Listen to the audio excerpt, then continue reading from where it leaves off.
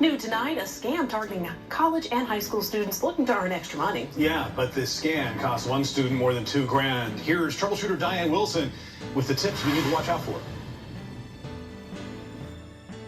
An email about a paid research opportunity at Ariana Duval's college, North Carolina A&T University. We talked about having a $450 weekly pay and that you'd have great research experience. Finishing up her junior year, she thought this would be a great opportunity to work with a professor named in the job email. It's a real professor's name. I tried to do my light research to make sure it was not a scam. Ariana was emailed these instructions about the job. She got this check for $2,400, which if you look at the check, it has North Carolina A&T logo in the corner. They gave me that check for office supplies at the expense of the research department. Her bank deposited the check, and then she got more instructions on what to do with the $2,400. They told me to ZELLE that and send that money to their quote-unquote sales rep that would give me the office supplies since it was going to be for a remote research position. She sent the $2,400 through the payment app ZELLE, and before she could start her new job, her bank let her know the check was bad.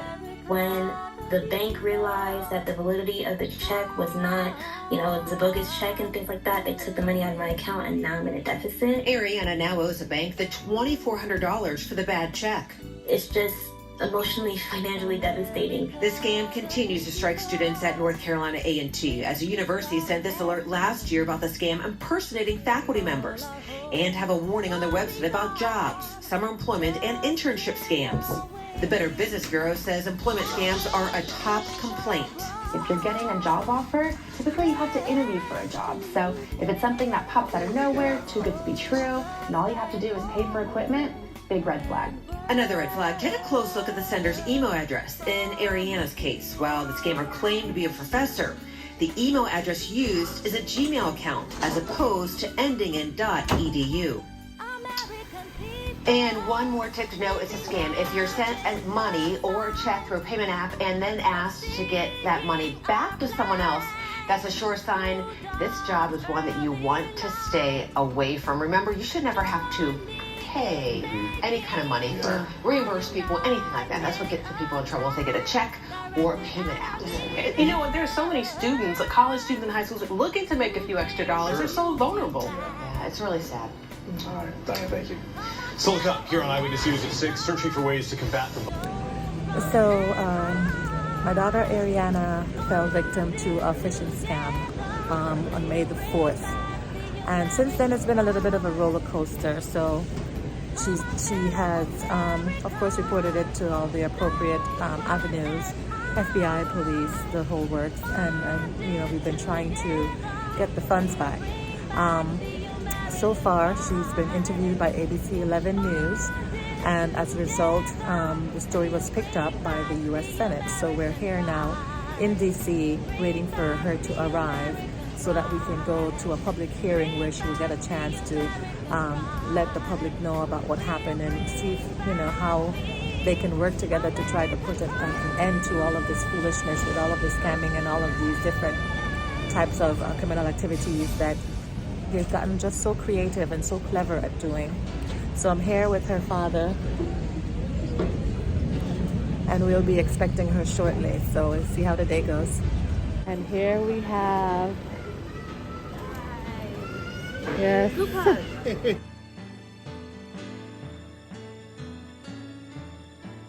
America the beautiful, what's happening to you? Is this the place where people dream of starting a life brand new? Then where is the pride first instilled in the red, white, and blue?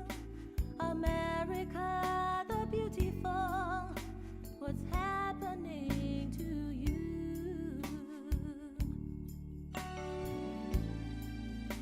America the beautiful, how could it be?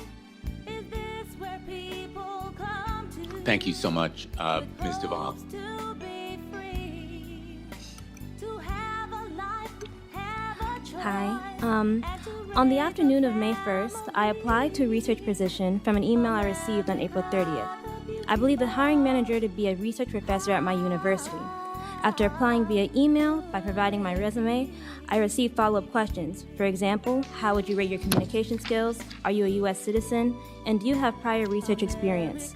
I was then informed that I passed the criminal and academic background screenings.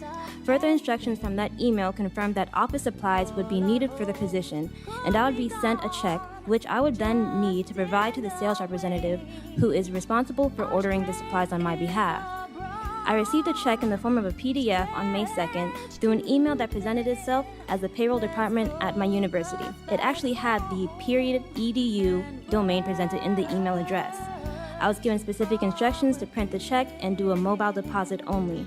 Once I deposited the check into my account, the $400 was available immediately on May 3rd, while the $2,000 would be available the following day.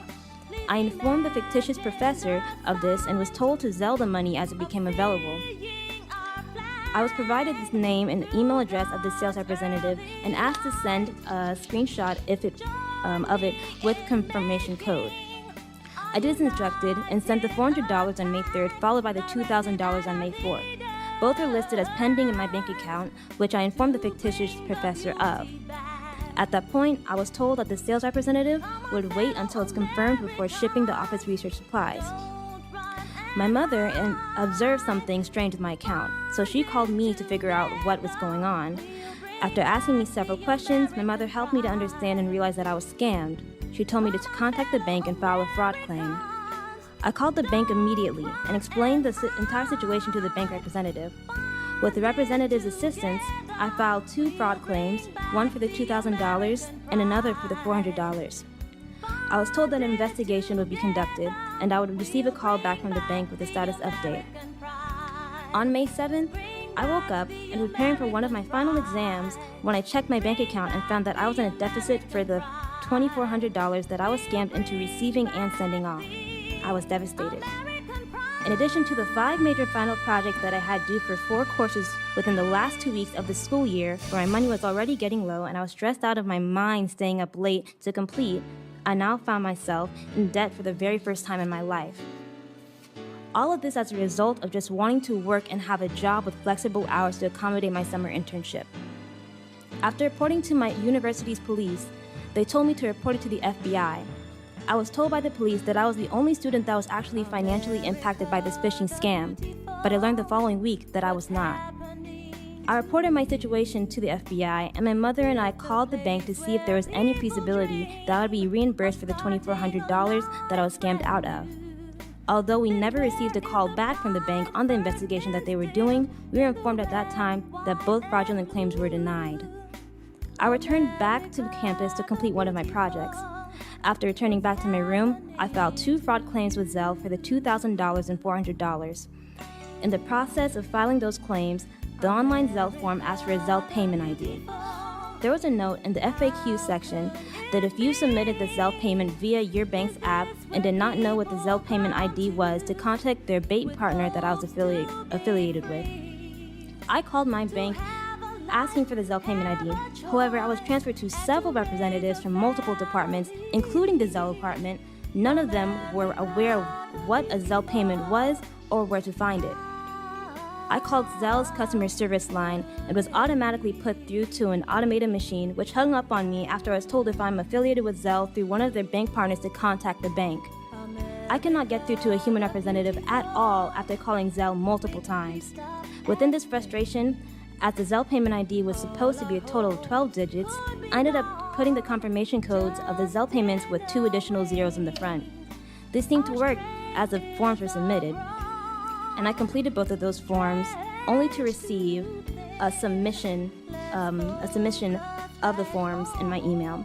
I still have yet to hear back from ZELLE, and my bank denied both of my online fraud claims. I just want to get my money back, and more importantly, prevent this from happening to anybody else. Thank you. Thank you very much, Ms. Duval.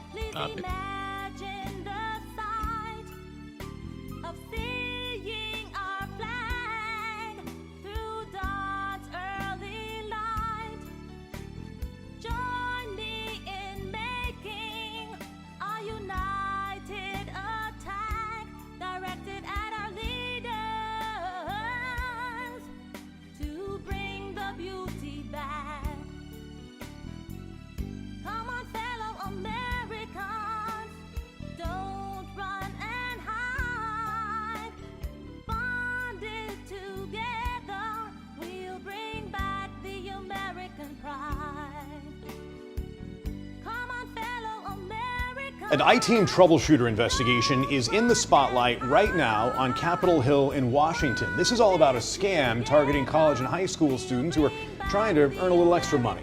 The story we broke highlighting how the scammers got money from the victims, now getting attention of lawmakers. It's now leading to action at our nation's capital. Troubleshooter Diane Wilson here with everything we need to know. Diane. You know, when someone gets scammed, the exchange of money often happens through payment apps. One payment app getting the attention of lawmakers is ZELLE. Some lawmakers want ZELLE to offer more protection to its customers to help prevent customers from getting scammed while using the app. From sharing with us how she got scammed. They told me to ZELLE that and send that money to their quote-unquote sales rep. To now telling her story in Washington, D.C. at a congressional hearing about scams on the digital payment app ZELLE. I called ZELLE's customer service line. It was automatically put through to an automated machine, which hung up on me after I was told if I'm affiliated with ZELLE through one of their bank partners to contact the bank. Ariana Duval, a rising senior at North Carolina A&T University, says after lawmakers saw our story, she was asked to come speak at the hearing about her scam experience and fraudulent activity on ZELLE. She lost $2,400 after getting caught up in a job scam. I now found myself in debt for the very first time in my life. ZELLE is owned by 7 of the largest banks in the U.S., and while lawmakers admit fraud happens on all payment apps, the spotlight is on ZELLE.